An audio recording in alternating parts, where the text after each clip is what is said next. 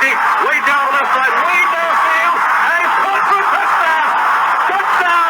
A marvelous catch! What a catch! Well, hello! Thank you so much for taking time out of your day to check out this video, and welcome to the Gridiron. And before we get started, I just want to say thank you so much to everyone out there who's been watching my videos. Thank you. If you can maybe give this video a thumbs up or possibly leave a comment below, maybe even share this video, it would mean so much to me. But at least anyway, just thank you so much for just taking time out of your day to check out this video. Thank you. Well, with Dable, yeah, I was trying to get the offensive coordinator. It was kind of that, we weren't sure. They were trying to get, I guess, Ken Dorsey, the quarterback coach from the Bills, to come on over. Now, the only thing that kind of seemed to block that would be like if the Bills elevated Dorsey from like quarterback coach to the offensive coordinator, and apparently that's what they wound up doing. And I know Josh Allen's pretty happy about that. I read an article where he was he didn't want to lose Dable and Dorsey, so I guess he got his wish. Ken Dorsey is now the offensive coordinator for the Buffalo Bills. So now, what does that mean? The Giants got to look elsewhere. So what I was seeing is they got down to 3 finalists. One I'm pretty excited about. If they want to bring him in. So we'll just have to wait and see. He seems like he might be the favorite. So I said we'll have to wait and see. So anyway, the favorite. My personal choice, whatever, at least 3 anyway, would be Mike Kafka. He's the passing game coordinator and quarterback coach of the Chiefs.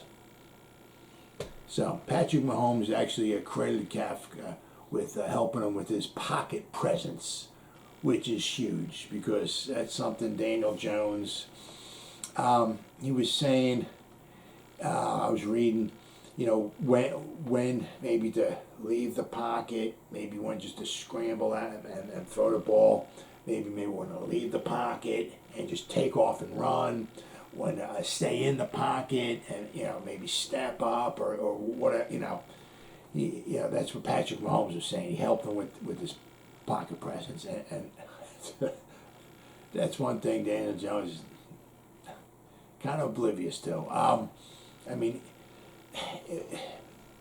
When you got bodies flying all over and you got other guys on the other team just want to literally rip your head off, for you to stay focused down the field, that's pretty impressive. So Daniel Jones has got that going for him. So you can't take that away from him.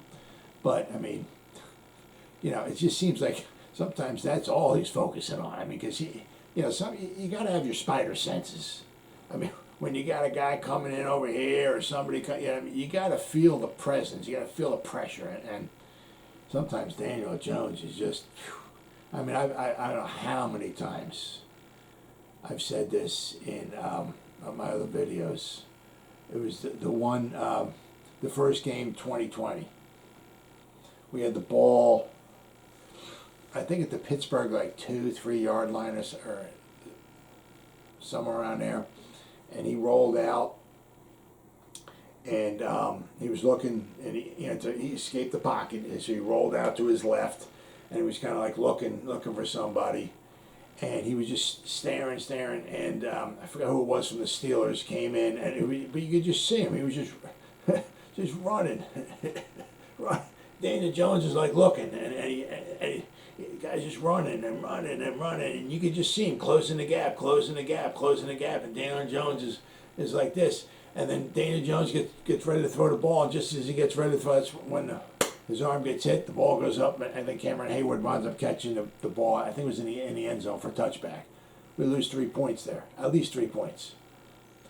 There was a bunch of Steelers right there in the end zone, so I don't know if he could have took off and tried to score a touchdown or anything like that, but it was like, what are you doing? Just sometimes it's just his presence, just feeling the pressure around him. It just is not there.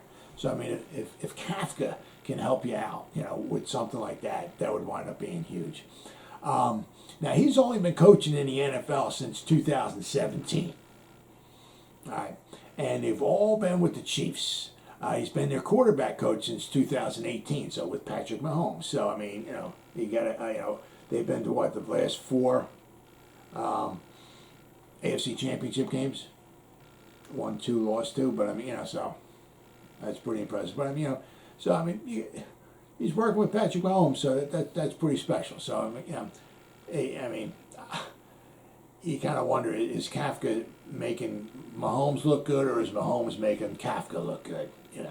But I mean, he's Kafka's being basically he's kind of their offensive coordinator in waiting, kind of. For the past couple of years, because they've been waiting for Eric, the enemy, to sadly get a head coaching job. And the Eagles, I think it was a couple of years ago, wanted to interview Kafka, possibly maybe for a job. I'm not sure if he's the offensive coordinator or not, but they wanted to interview him for a position on their offense as an offensive coach. And Andy Reid blocked it. I don't know if it's sour grapes because the Eagles, let him go, years ago, or it's because he blocked it because he's waiting for Eric Bieniemy to get a head coaching job, and then Mike Kafka can just kind of move on up into the offensive coordinator position. But so he did block it. The Eagles are trying to get him, and so. But I mean, I think basically that's what it is. He's just been sitting there waiting for Eric Bieniemy to get a head coaching job, which sadly I don't know if he ever is going to get a head coaching job. I mean, he's been the past 3 years. He's had a bunch of interviews, and I don't know what the hell's going on. Don't know. But so he has a small. Run-in with Dable, very, very small. In 2013, when Dable was the tight end coach with the Patriots, Kafka was on the Patriots roster as a quarterback. I think it might have been like even on their practice squad. I don't know if he was actually on the roster because I think because they let him go in June 10th, in favor.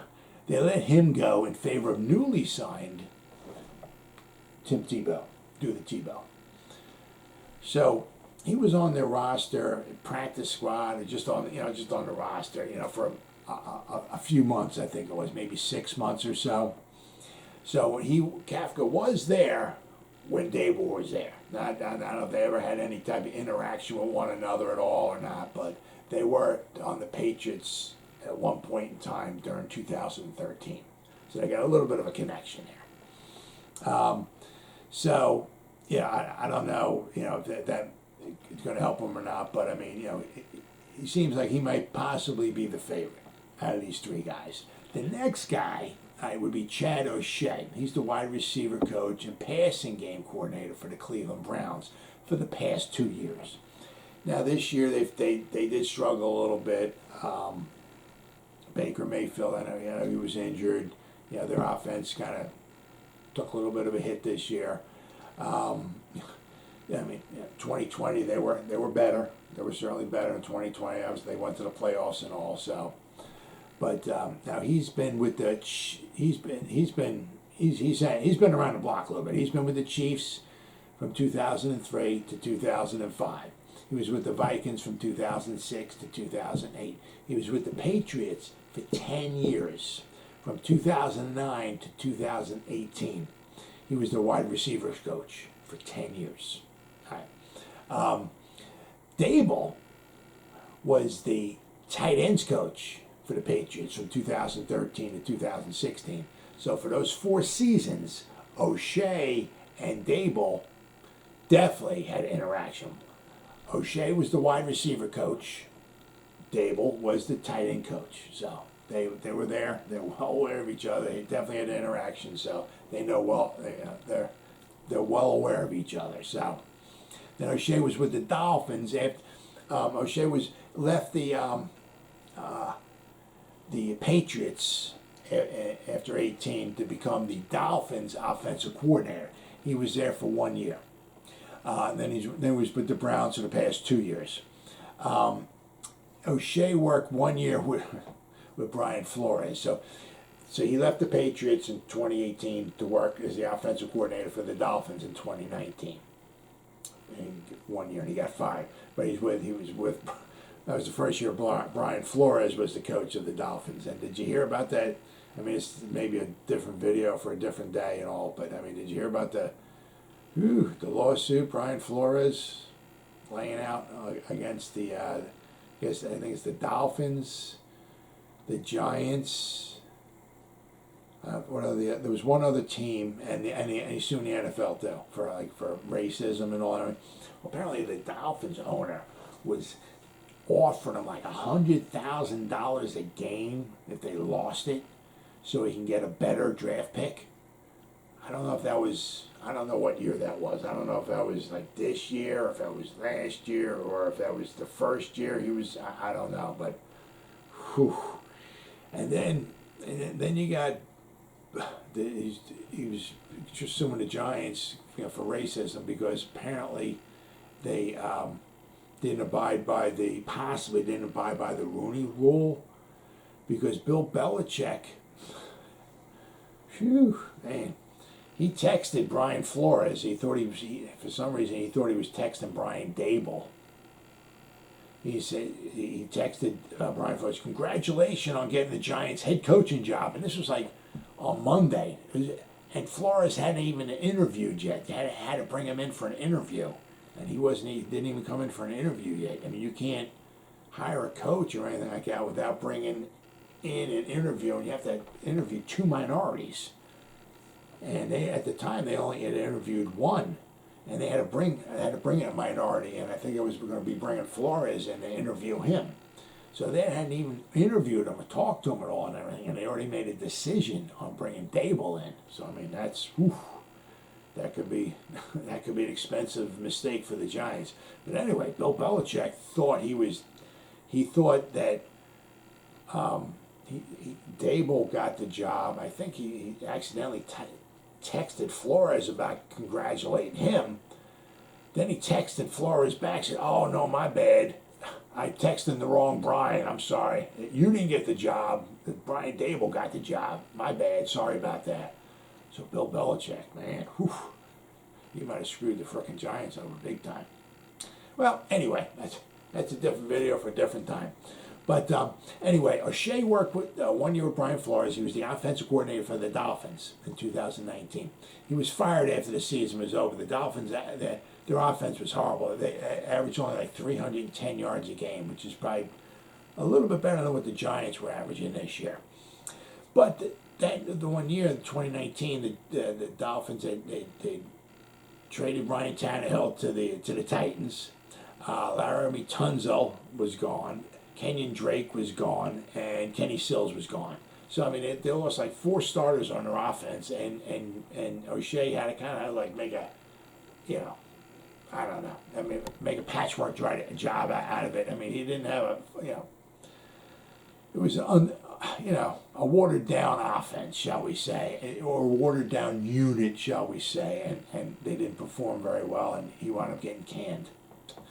So, but so the past 2 years, O'Shea's been with the Browns, 2020, 2021. So that's where he stands. And I said, so he has the most connection with Dable. The last guy on this list here, right, has no connection whatsoever to Shane or to Dable. Is Pep Hamilton. He's been coaching in the NFL since 2003. Now, he doesn't stay anywhere long at all. The longest he'll be at a place is 3 years. So if the Giants were to hire him 2022, 23, after the 2024 season, guaranteed he'll be gone someplace else. That's if he even lasts that long. I mean, you'll see, what I'm talking about here. He jumps around a lot. Pep Hamilton, been coaching since 2003. He was with the Jets for 3 years, 2003 to 2005. He was with San Fran for 1 year, 2006. Then he was with the Bears for 3 years, 2007 to 2009. Then he went to the college ranks. He was with Stanford for 3 years. Now that's a little important. Stanford. All right. 2010 to 2012. Once again, 3 years. Then he was the Colts offensive coordinator for 3 years, 2013 to 2015, with Andrew Luck, who went to Stanford. All right, then after the Colts, from 2013 to 2015, he was with the Browns for 1 year. Then he went to Michigan for 2 years, 2017, 2018. Then he was with the DC Defenders for the 2020 season. Then he went to the Los Angeles Chargers. He was their quarterback coach, Justin Herbert, rookie year, for 1 year. He was there for 2020. Then he was with the Houston Texans this past season in 2021, the passing game coordinator and quarterback coach. So he bounced around all over the place, and he doesn't stay very long. Anyone in particular spot. So if the Giants would get him, don't look like for him to be here for very, very long.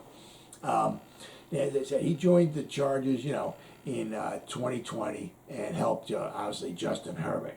But once again, he was only there for a year. But it was a very important year for Justin Herbert. It was a great season for a rookie.